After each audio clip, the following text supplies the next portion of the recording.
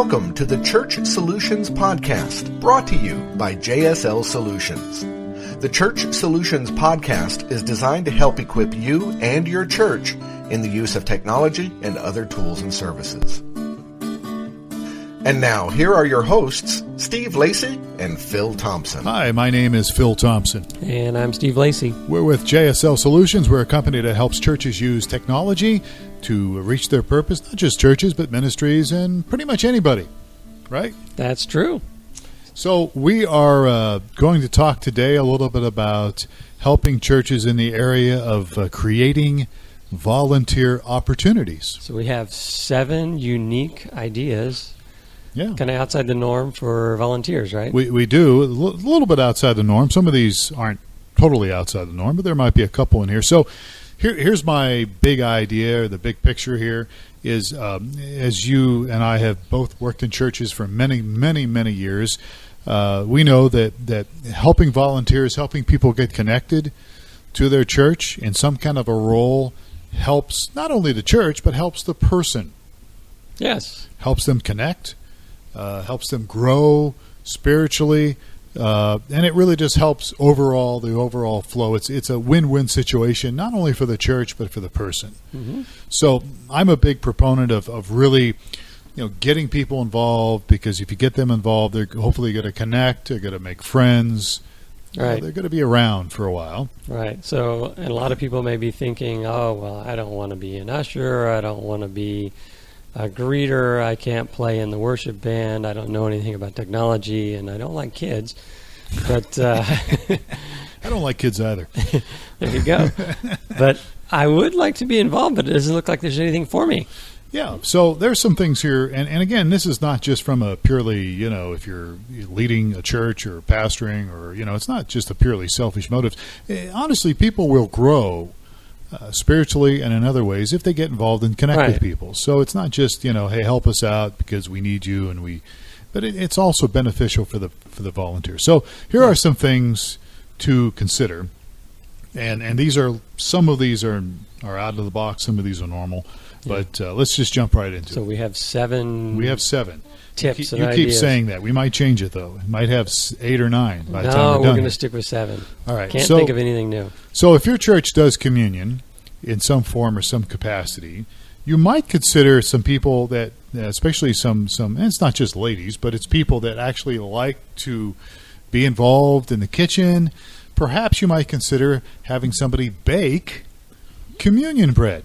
Yeah, this was, when I saw this on the list, it was a new one to me, and I was wondering how that might work, but I can see, if you're interested in cooking, or you're an accomplished cook at home, then this is a way that, we can we'll cook the communion bread. Well, and now full disclosure here, I've been in church work now almost 40 years. I've never had this happen. We've never done this before. Yeah, I've never had that happen before. But I've heard of some churches that do this. So homemade communion bread sounds pretty tasty to me. Yeah. So, it might be an option. So, in other words, recruit a volunteer too if they're, as you just said, Steve, if they really like the kitchen thing, making some homemade communion bread would create some nice opportunities. And by the way, since we're talking about this, if you've got somebody in your kitchen in your church that likes to cook, or maybe a couple people, why not have them, if they want to, maybe you can supplement the cost, but have them create things for, pre-service times where there's, people walk in, there's some goodies, some baked, homemade, fresh baked goods for, before the service starts or after the service starts. Yeah, never thought of that. We have a little thing at my church where we have some little snacks and refreshments out. So when people walk in, there's coffee and there's tea. And usually somebody goes to Fry's or some grocery store and brings something for people to munch on. Yeah. So they could make it.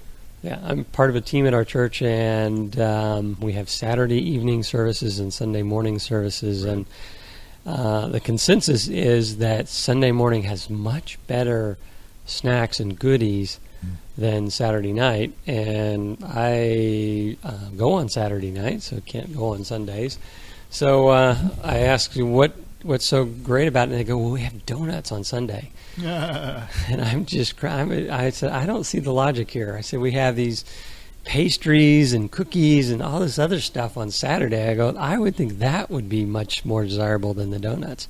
But I've heard it from more than once. No, everyone loves the donuts.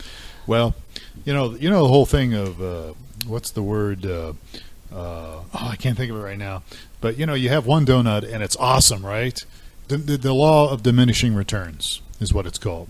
So you have one donut, it's awesome, this is great. So then you go back for a second donut, it's really good, but it's not quite as good as the first donut. And then you have a third one based on your memory of the first one. And it's just going downhill from there. But that's just a little extra on this podcast. Yeah. So if somebody could bake donuts, there you go. There we go. Yeah. But the point of this whole thing is to help volunteers, help create some volunteer opportunities. And baking or something like that, from the kitchen area would be a really, really, opportunity for, a couple people. And, hey, I'm telling you what, when I first started to introduce this idea of coffee and donuts, and when I was a senior pastor, I don't think we were doing it at your church when I was the executive pastor, but maybe we were. I don't remember. But when I went to Kansas and started a church, when I introduced this idea of having some snacks before the service, it took off it was awesome. Oh, yeah. People loved it, man. They thought it was the greatest thing since sliced bread. So anyhow, something to think about. So creating opportunities in the kitchen, and in this case we mentioned communion bread, but maybe some other things. Right. So that's the first one. That's number the first one. 2 on our list. So for those of you keeping score, number 2 is create a position of creative arts. Creative arts. So what do we mean by creative arts? So some may go, oh, well, that means I can sing or I can play a musical instrument. And we're actually going a little bit beyond that, saying maybe I can paint, maybe I can sculpt, maybe I can do really cool gardening. Yeah, absolutely. Or whatever it may be. Artwork. Yeah. And you can do different things with this, but if you've got people involved in the creative arts, whatever that is, maybe they could take, you've got somebody that likes photography. Maybe they could be the person that would take pictures of the baptisms, if you guys do baptisms, or pictures, or maybe even some video. We got a guy in our church who's a chiropractor, and his hobby, though, is doing video. What do they call it? Videography? Is that what the term is? Videographer, yeah. And he's done some stuff for his own business, and he approached us about doing a video, for our church, kind of a promotional video, you can put on social media. And he did it, and he did an awesome job. I was like, wow, this guy's really good. And he's good at photography, so I'm actually going to have him take all our staff pictures because I work at this church part-time. Yeah. We've had some experience with this as well. Sometimes it can be a little scary because somebody will say, I've got something that I think would look wonderful up at the church. And you start going, Yeah. And actually, one of the guys that actually helped me remodel our home had a very unique cross, and he offered it for the church, and people, I think, were initially going, what's this thing look like? And it's actually there now, and it gets all kinds of compliments. Really? So I don't know if you noticed, or you remember it or not. I remember. I always thought Terry Duncan did some of that. Did Terry Duncan? He's dead now, but he used to, obviously. This was Les, who's not. Yeah, I know. Really, he's married to an artist, but he's kind of not. Interesting. I haven't seen it, so. Yeah. But you do run the risk, of, this is not good. So, you have to kind of deal with that. I got somebody that wanted to put some art up, or have some art up, and wasn't very good. But, you do, again, you're trying to create opportunities here, creative arts. The sky's the limit. It's not just music. It could be photography, video, maybe work. And as you just said, those other things, paintings, whatever. So, it's something to consider, creating opportunities for volunteers. So that's number 2. Yes. Number 3 on our list is the tech and AV arena. Now, this is more up our alley.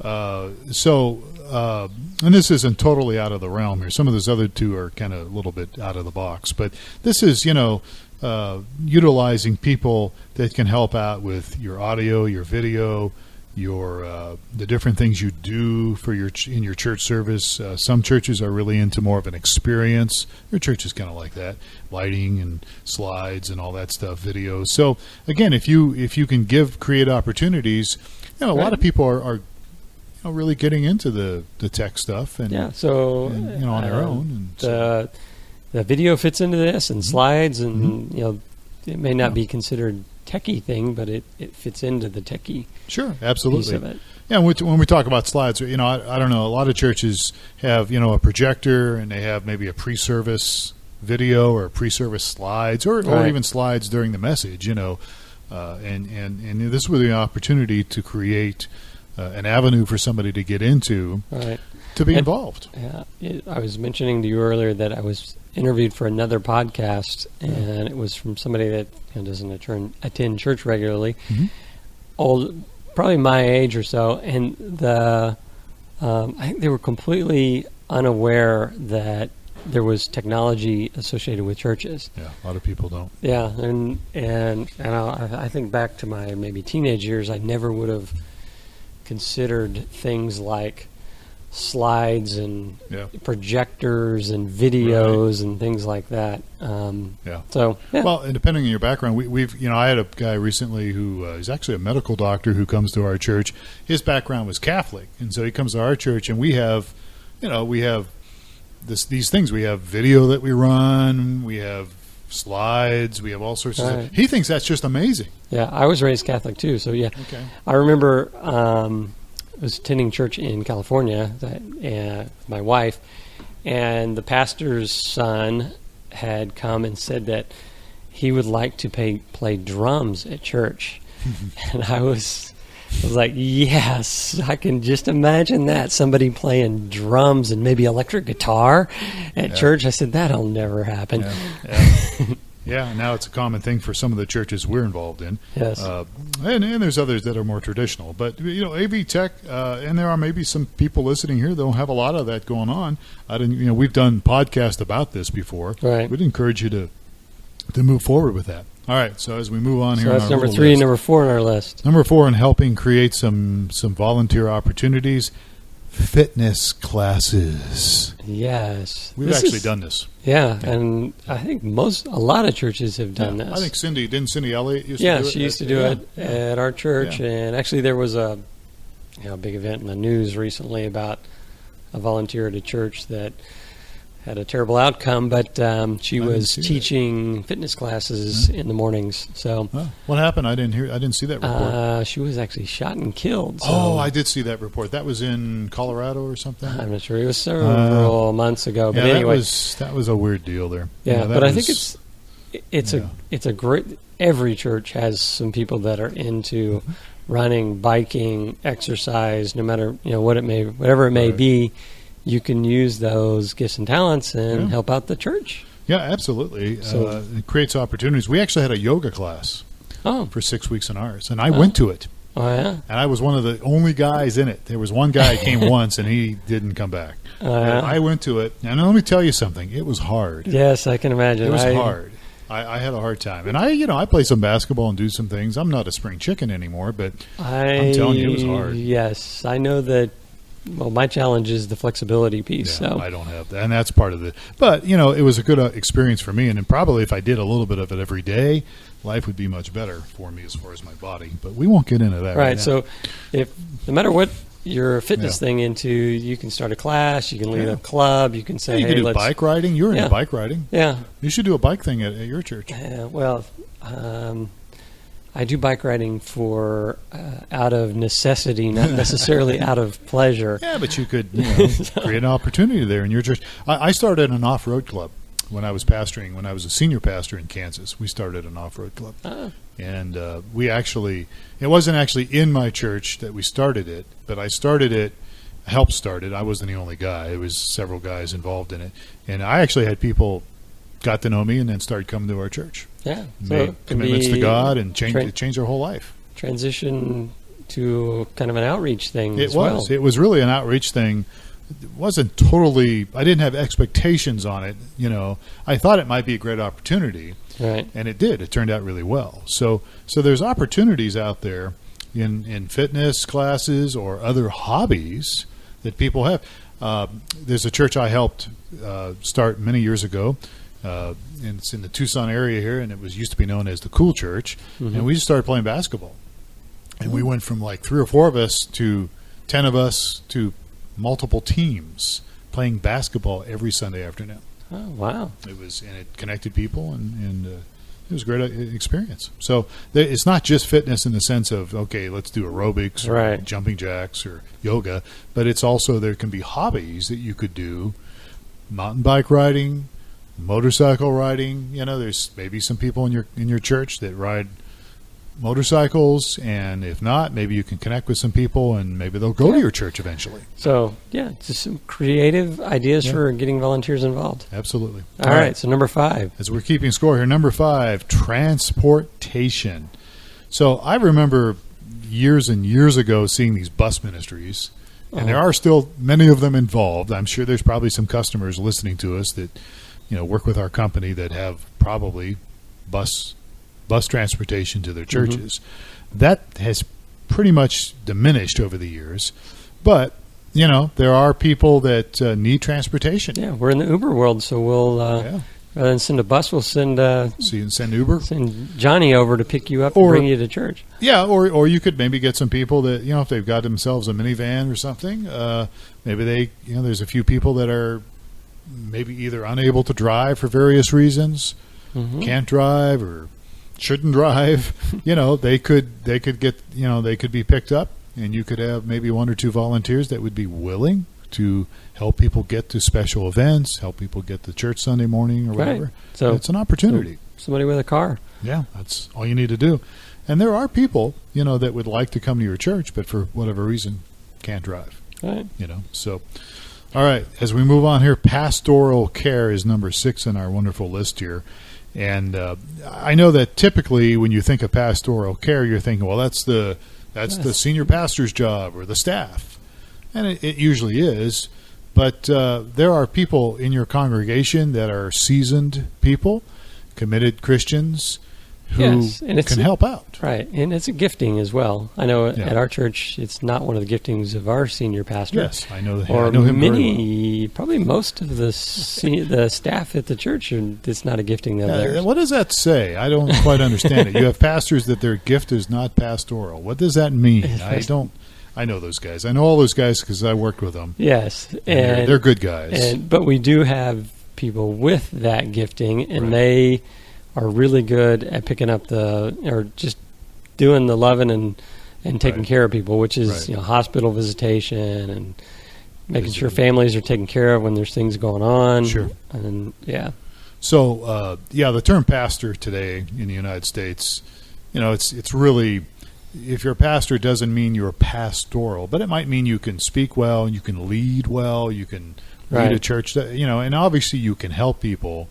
But it's really good to get people that have more of a gifting of pastoral gifting, where they really do have a lot of how can I say this, empathy and sympathy for people, and it fits them very well. Yes, and that's part of the problem, I think, in the American church today is if you find somebody that has that gifting, they may not be the greatest leader, but they love people and they're good at taking care of people and pastoring people.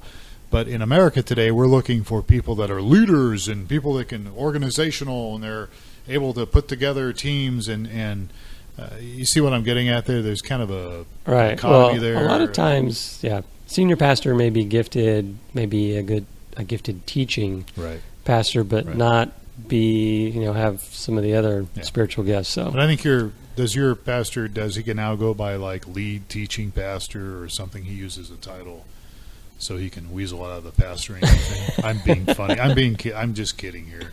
But he does have a title that's a little, like lead teacher or lead pastor, doesn't he? Oh, I can't remember. Something like that. Yeah, it may be. So anyway, pastoral care. We have some elders that are just love to do this, and they're good at it. And one of those guys. Okay, so I don't want to drag this out and make this all about me, but when we came back here from Kansas, there were some opportunities we thought we had that didn't open up, and we had some critical needs for a little while. And one of those guys at your church, I won't mention his name. His initials are Mac Norris.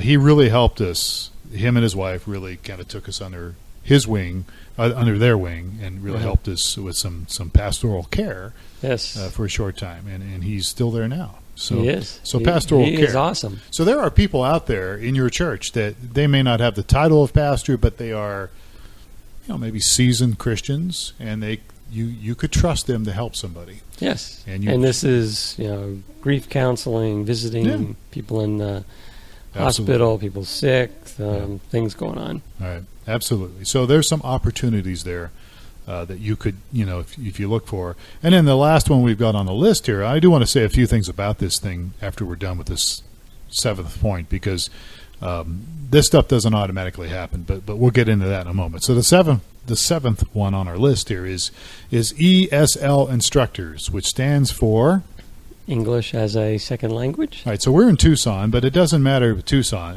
Almost every city now, even a little town I was pastoring in Kansas, has a growing large, in my case, Hispanic population.